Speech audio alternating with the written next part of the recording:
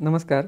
आता कालच्या लेक्चरमध्ये आपण हे पाहिलं होतं की पेपर 1च्या संदर्भात आपण थोडंसं डिटेलमध्ये पाहिलेलं होतं. आता आजच्या लेक्चरमध्ये आपण पाहणार आहोत पेपर 2चं जे आहे. आता पेपर 2 बेसिकली पूर्ण आपल्याला टेक्स्ट दिलेले आहेत, स्पेसिफिक पुस्तके आहेत, ठीक आहे, त्यांचे लेखक आहेत आणि त्यांच्याबद्दल आपल्याला रसस्वादला वगैरे थेट क्वेश्चन येतात. तुम्हाला म्हणजे काय वाटेल की बाबा ठीक आहे, आपल्याला अरे हे तर खूप सोपं असेल की ठराविक पुस्तकं आहेत, लेखक आहेत, प्रश्न उत्तर एकदम इझी आहे.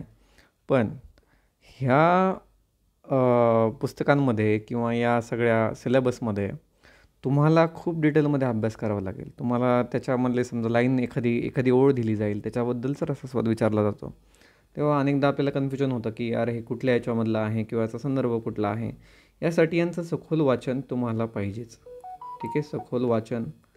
त्याच्यानंतर ही पुस्तकं तुमच्याकडे हवीच आहेत. तुम्ही आता पहिल्यांदा प्रायोरिटीने जी गोष्ट करायची आहे ती म्हणजे तुम्ही ही पुस्तकं पहिल्यांदा विकत घ्या. ओके, त्याच्यानंतर मग आपण त्या गोष्टींना आणखीन डिटेलमध्ये पाहूयात. आता ही मी लिस्ट खाली देतो आहे एक ओळख म्हणून. मी आता थोडंसं याच्यामध्ये सांगणार आहे की काय काय तुम्ही करायचं आहे, काय काय नाही करायचं आहे. या काही सेक्शन 2मध्ये दोन्ही पण आहेत, म्हणजे जसं गद्य आहे, पद्य आहे, दोन्ही पण आहेत. म्हणजे तर त्याच्यामधली जी पहिलं जे पुस्तक आहे ते आहे स्मृतिशाळा. स्मृतिशाळामध्ये काय विचारलं आहे तुम्हाला, म्हणजे स्मृतिशाळा नक्की काय आहे. तर हा महानुभाव पंथ जो मी आपला विषय झाला होता महानुभाव पंथाबद्दल, तर त्यांचा तो एक ग्रंथ आहे. आता महानुभाव पंथ स्मृती म्हणजे काय रे, आठवणी आहे की नाही. स्थळ म्हणजे ती जागा. म्हणजे हा ज्या ग्रंथामध्ये काय सांगितलेलं आहे की बाबा त्या पंथातले जे गुरु होते नागदेवाचार्य वगैरे, तर त्यांच्यामध्ये आणि शिष्यांमध्ये जो काही त्यांचे जे काही अनुभव होते त्या अनुभवांच्या आधारावर केलेलं त्याचं भाष्य आहे ते, किंवा स्मृतींचा एक संग्रह आहे. स्मृतीस्थळ स्मृतींचा संग्रह आहे तो, म्हणजे आठवणींचा संग्रह. म्हणजे त्याच्यामुळे त्याचं एक प्रकारचं संकलन झालेलं आहे त्या याच्यामध्ये. हा साधारणतः 13व्या शतकातला तो आहे, जुना आहे. त्याच्यामुळे ती भाषा जी आहे त्या काळातली आपल्याला पाहायला मिळते. मग स्मृती म्हणजे नाही का म्हणतो आपण गुरूंची वचने अनुभव गुरूंचे वचनं अनुभव, ठीक आहे, हे सगळं त्याच्यामध्ये संकलित केलेलं आहे. आणि स्थळ कशाला म्हणायचं, तर त्या स्थायी रूप. स्थळ म्हणजे एखाद्या कृतीचं किंवा त्या स्मृतींचं स्थायी वाङ्मयीन रूप, त्याला स्थळ म्हणतो आपण. स्मृती आणि स्थळ असं ते आहे, ठीक आहे. त्या ग्रंथाची भाषा आपल्याला माहिती आहे की त्या काळातली असणार आहे. मग महानुभाव आता ॲक्च्युली हे देण्याचं कारण जे आहे ना, महानुभाव पंथ तुम्हाला माहिती पाहिजे, ठीक आहे. त्या काळातली परंपरा कशी विकसित झाली, त्यांचा आचारधर्म कसं होता, गुरु शिष्यांचं नातं कसं होतं, याचं एक जिवंत दृश्य त्याच्यामधून आपल्याला पाहायला मिळतं आहे. ओके. आता त्याच्यातले थोडं चॅलेंजिंग काय आहे की काही शब्द जे आहेत ते शब्द तुम्हाला खूप असे नवीन वाटू शकतात, किंवा त्याची भाषा जी आहे ती आपल्या अंगवळणी असणारी भाषा नाही आहे. त्याच्यामुळे ते थोडंसं चॅलेंजिंग आहे. मी असं डिफिकल्ट आहे असं म्हणणार नाही, पण थोडंसं चॅलेंजिंग आहे, ठीक आहे. आता पुढचा जो आहे तो महात्मा ज्योतिबा फुले यांचा शेतकऱ्यांचा आसूड. शेतकऱ्यांचा आसूडमध्ये आपल्याला माहिती आहे शेतकऱ्यांचा आसूडमध्ये काय आहे. आता महात्मा फुले हे नाव आपल्या सर्वांना परिचित असणारं नाव आहे. त्यांचा काळ जर आठवला ना, तर म्हणजे हे प्रकाशन झालं हे माझ्यामध्ये 1881च्या काळामध्ये प्रकाशन झालेलं होतं याचं. तो काळ आठवा तुम्ही. तो काळ म्हणजे पारतंत्र्याचा काळ आहे.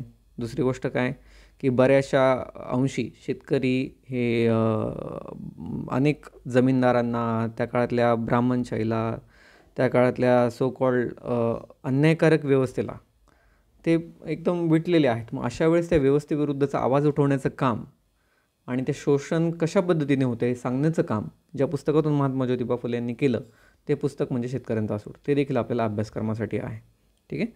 तर त्याचं ते आपण म्हणजे सततची कर्ज असेल किंवा त्यांना मिळणारी अन्यायकारक वागणूक असेल, पाटील कुलकर्ण्यांचे अत्याचार असतील, शिक्षणाचा अभाव आहे, यांच्यावर शिक्षणाचा अभाव कसा होता, या अनेक गोष्टींवर सरंजामशाहीवर भाष्य केलेलं आहे, ठीक आहे.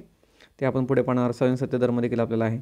श्रीधर, आता सगळ्यात महत्त्वाचं आपल्याला जे पुस्तक इंटरेस्टिंग वाटू शकतं ते आहे श्रीकांत केतकरांचं, आपल्या केतकर साहेबांचं ब्राह्मण कन्या हे पुस्तक, ठीक आहे. ते ब्राह्मण कन्या कशामध्ये येतं, सामाजिक कादंबरी आहे, एक प्रकारची सामाजिक कादंबरी ती.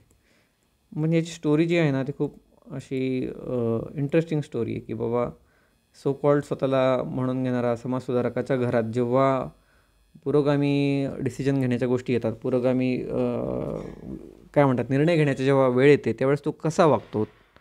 तो तो फक्त बोलण्यापुरताच समाज सुधारणा आहे का, की प्रत्यक्षात आपण त्याचं अनुसरण करू शकतो अशी समाजव्यवस्था त्या काळात होती का, हे दाखवण्याचं एक स्टोरी त्याच्यामध्ये सांगितलेली आहे. ठीक आहे. म्हणजे त्याच्यामध्ये स्त्री शिक्षणाचं महत्त्व येतं, त्याच्यातून जात आणि परंपरा, प्रेम आणि संघर्ष, त्या काळातला सुधारणावाद कसा होता, त्या काळातल्या लोकांचा दृष्टिकोन कसा होता, किंवा त्या काळात सुधारणावादी लोकांची किंवा सो कॉल्ड स्वतःला सुधारक म्हणून घेणाऱ्या लोकांची दांभिकता कशी होती. ठीक आहे. स्त्री स्वातंत्र्य कसं होतं.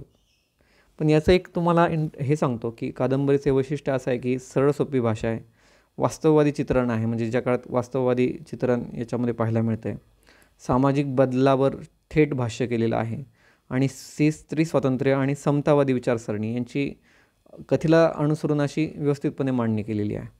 आणि मनोविश्लेषण प्रत्येक पात्राचं एकदम सखोल पाहायला मिळतं. हे मनोविश्लेषण देखील याचं एक बेस्ट असं वैशिष्ट्य म्हणावं लागेल. आता परकीय यात्रेंचा साष्टांग नमस्कार. परकीय यात्रे आपल्याला माहितीच आहेत की आता साष्टांग नमस्कार हे नाटक आहे. नाटक कशाबद्दल आहे तर त्या काळामध्ये जे समाजातल्या जो काही कर्मकांड आहे, अंधश्रद्धा आहे सॉरी, तरी त्या काळातल्या गोष्टींवर एक मार्मिक टीका करण्याचं काम त्यांनी त्या याच्यातून केलेलं आहे. नमस्कार एका या शब्दाभोवती एक विनोदी ढंगाने तुमच्यासमोर ते नाटक येतं आणि ते आपल्याला अभ्यासाला आहे. त्याची भाषापट अभ्यास सोपी असणार आहे, बोली भाषेचा जास्त शब्दप्रयोग असणार आहे, संवादात्मकता जास्त असणार आहे. ठीक आहे. आणि खऱ्या अर्थाने समाजातली दांभिकता, दिखावा हे सगळं त्याच्यामध्ये दाखवण्याचा त्यांनी प्रयत्न केलेला आहे. उपरोधित भाषाशैली आणि विनोदी भाषाशैली ही त्याचं वैशिष्ट्य असणार आहे. हे आपण परकीय यात्रेंच्या साष्टांग नमस्कारमध्ये देखील पाहणार आहोत. शरदचंद्र मुक्तिबोधांचं जन हे वळतू जेते. आता तुम्हाला हे शब्दच तुम्ही पहिल्यांदा ऐकलेले असतील बऱ्याचशा मुलांनी.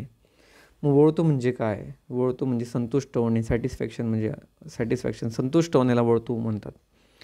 ठीक आहे. किंवा विश्रांती मिळणे असं देखील त्याचा हे होतो. म्हणजे जिथे लोक आपलं अस्तित्व, आपल्या आत्म्याला खऱ्या अर्थाने जागृत करू शकतात, आणि त्याला एक जागवणारं म्हणजे आपल्या अंतरंगाला जागवणारं एक प्रकारचं ते कादंबरी आहे. ठीक आहे. तर आता शरदचंद्र मुक्तिबोधन जे क्षिप्रा सगळ्यांना माहिती असेल, क्षिप्रा बऱ्याच लोकांच्या कानावर देखील असेल, तर त्यांचीच ही शरदचंद्र मुक्तिबोधनचीच जन हे वळतू जेते कादंबरी आहे. ठीक आहे. पण त्याच्या बट अभ्यास त्याच्यामध्ये सामाजिक तत्वांना जास्त भर दिलेला आहे. माणुसता, समता, स्वातंत्र्य वगैरे या गोष्टींना त्याच्यामध्ये सांगितलेलं आहे. आता पुढे आहे शिळान. त्याचं आहे उद्धव शेळक्यांचं शिळान. ठीक आहे. शिळानमध्ये काय सांगितलेलं आहे रे, मग त्याच्यामध्ये कथा आहेत. आता ग्रामीण साहित्य आपल्याला सिलेबसला आहे बघा, पेपर 1मध्ये ग्रामीण साहित्य. तर ग्रामीण साहित्याचंच एक उदाहरण म्हणून आपल्या शिळान इथं उद्धव शेळक्यांचा अभ्यासाला आहे. म्हणजे ग्रामीण कुटुंबाला काय काय समस्या तुम्हाला भेडसावतात, त्यांना कुठल्या कुठल्या संघर्षाला सामोरं जावं लागतं.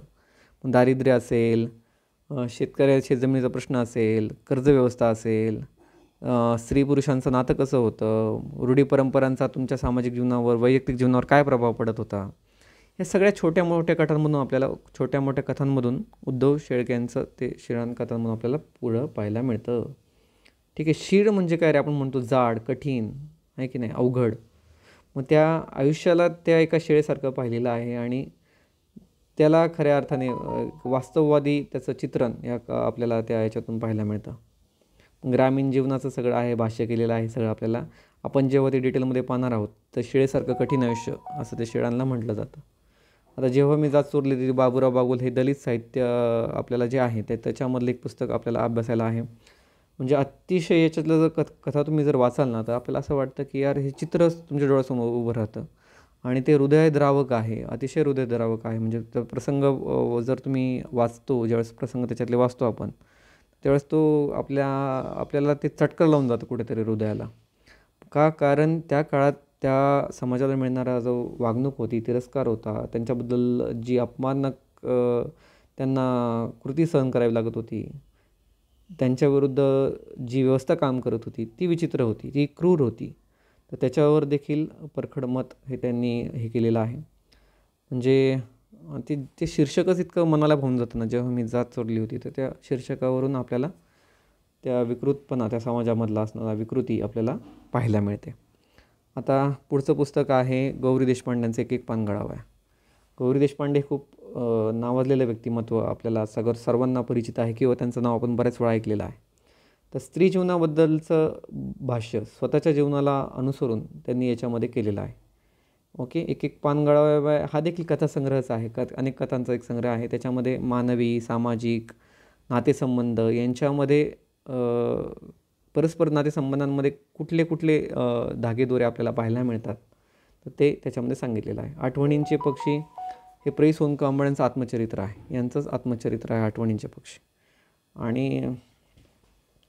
म्हणजे आठवणी तुम्हाला जेव्हा तुमच्या भूतकाळामध्ये तुम्हाला घेऊन जातात, तेव्हा त्या कुठल्या कुठल्या पैलूला स्पर्श करतात त्या आत्मकथनामध्ये, तर ते याच्यामध्ये सांगण्याचा प्रयत्न केलेला आहे. मग विशेष म्हणजे त्यांचं दलित जीवन, त्या काळातली वर्णव्यवस्था, दारिद्र्य, त्यांच्या वाटेला आलेलं वागणूक आणि त्यांनी या सगळ्या समस्यांना तोंड देताना कसं समाजासमोर उभे राहिले, शिक्षणाच्या माध्यमातून त्यांनी कसं या सगळ्या गोष्टींना असं निर्भयपणे त्यांना फेस केलं आहे की नाही, सगळं याच्यामध्ये आपल्याला पाहायला मिळतं.